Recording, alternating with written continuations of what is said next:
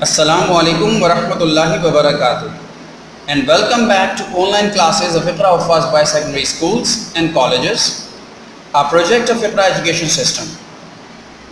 My dear brothers, this is your secondary stage English book 2 for class metric for SIN textbook board Jamshore, and this is the page of contents. In the last video lectures, we have already covered many topics of prose, poetry, grammar and composition. Today, we will go through chapter number 3, professions. And in this chapter, we will study two main professions, teaching and fishing.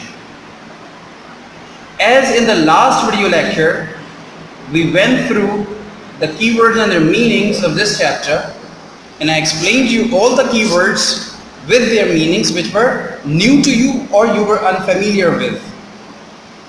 I hope you remember those keywords and their meanings. Knowing the meanings of such keywords will help you understand the passage today. So we will start from chapter number 3, professions, but before starting the explanation and summary of this chapter, I would like to tell you the definition of the word professions. What does profession mean? A profession is a job at which someone works or for which they have obtained training. It is what they do to get money or a living. People often study for years to do their job. Examples of a profession would be a teacher or a lawyer. These are called learned professions. Sometimes profession only means learned professions, but sometimes the word may also be used for other jobs. Someone who works in a profession is called a professional. Now I will do some model reading of a couple of paragraphs, and then I will explain and summarize this chapter about teaching and fishing.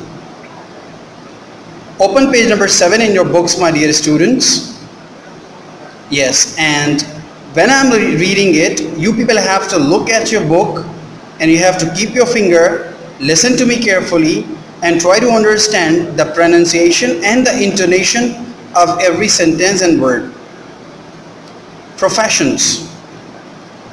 Part A, teaching. One Sindhi word for teacher is akund. It comes from a Persian word khandan, which means to read. It is said that God writes his law on the hearts of men, and a teacher is one who can read what he writes on the human heart. This message is a reflection of God's words found in the sacred writings, as well as enshrined in the work of creation, all of which came from the divine command. Paragraph number 2. Hence, a teacher is a reader par excellence, one who fulfills God's command expressed in the first word of the revelation, which says, read. The teacher is one who knows how to read God's words, be it written on the human heart or the holy book or in nature.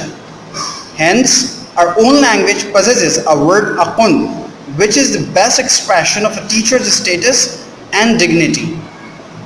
Paragraph number 3. Such a high position requires that the teacher strive to be more and more worthy of it. This a teacher does by cultivating several personal and professional qualities. This explains why people in the East have always had a very high regard for teachers, revering them as holy. My dear students, I have done model reading of 3 paragraphs. Now I will explain you this chapter paragraph by paragraph. The origin of the word teacher comes from a Sindhi word akund. And this Sindhi word akund comes from a Persian word khandan, which means to read. Hence, teacher means the one who reads, or in simple words, the reader. In fact, our teacher is the one who is blessed with the ability to read God's words. My brothers, a teacher can read the mind and the heart of a human being. A teacher can infer the divine message written in sacred book of Allah subhanahu wa ta'ala, the Holy Quran. Our teacher admires and appreciates the beauty of nature and creature. Paragraph number 2. Hence it is proved that a teacher is an extraordinary reader. He is obliged and owns a responsibility to fulfill the divine command which was expressed in the first word revealed upon Prophet sallallahu alaihi wasallam. If you remember, Iqra, that means read. A teacher knows how to read and understand the words and messages of God. He does it by reading and understanding the human hearts and the minds. He does it by reading and understanding the holy book Quran Pak. And he does it by reading and understanding the nature and natural creatures. So aqd is the perfect word to define the status and dignity of a teacher. Paragraph number 3. A teacher, being responsible for such an esteemed task, has to keep struggling to hold this responsibility, and he sustains this position by continuously developing his personal and professional qualities. And this is the reason that people in the East, it is India, Pakistan, Indonesia, Sri Lanka and China, have always respected and admired teachers. Paragraph number 4. The first quality of a teacher is his love and appreciation for his profession. He loves and appreciates what he does and is obliged to do. He prefers the progress and success of his students and takes care of their interest and inclination. A teacher also respects other human beings who he meets and knows in his personal, social and professional life. A teacher admires nature and natural things in his surrounding because he knows that everything in the world is the masterpiece of God. A teacher ponders over the words of Quran Pak because Quran is the only true book that can teach us and lead us to live in this world successfully according to the commands of Allah subhanahu wa ta'ala and Prophet sallallahu alaihi wasallam. Paragraph number 5. Another necessary and worth mentioning quality of a teacher is his desire and thirst for knowledge. A teacher follows the example of practice before you preach, which means he himself first reads before helping others to read. The best teacher is the one who always keeps learning.